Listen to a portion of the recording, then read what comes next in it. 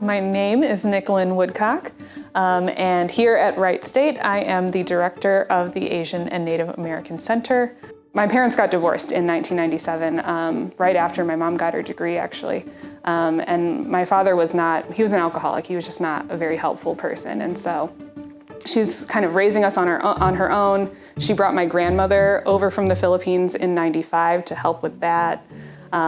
So she largely like babysitting and all that stuff after school. My Lola did that.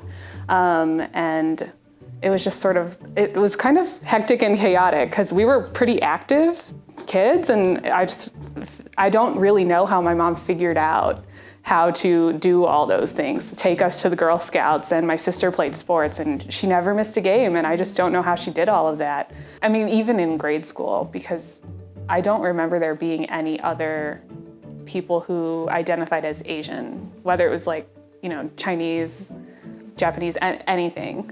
And so I remember like there would be these like a Thanksgiving potluck, for example, in elementary school, and my mom would send like a pancit, this noodle dish, instead of like the Thanksgiving food. Yeah. And I would show up like, oh my gosh, like this is not the right food.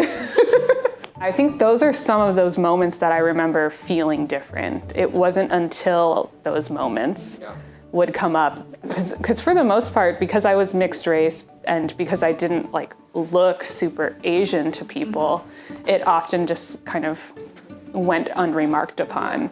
And it's those moments when you sort of look at yourself or kind of see yourself sort of reflected back, that you're like, oh wait, they see me differently than I see myself. I don't know at what point like Middletown and Midwest kind of got conflated, but that's where this led, is that that image of like the average American, the sort of like ideal white picket fence, working hard, middle class, not too wealthy, that sort of got tacked onto the Midwest as kind of this is what people think the Midwest looks like.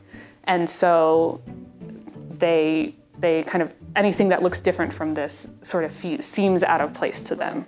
And I think when people, when I was telling people I was moving back to Ohio, they sort of were like, oh, why would you do that? And I lived outside of the state, and I tried to make home and work and all of that somewhere else.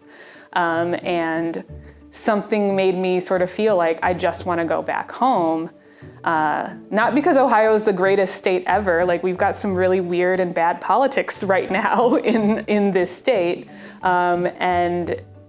And that's all a problem, but my family is here, and I have a lot of friends here, and if you know where to look, you can find Asian American community where you live and where you want to find it.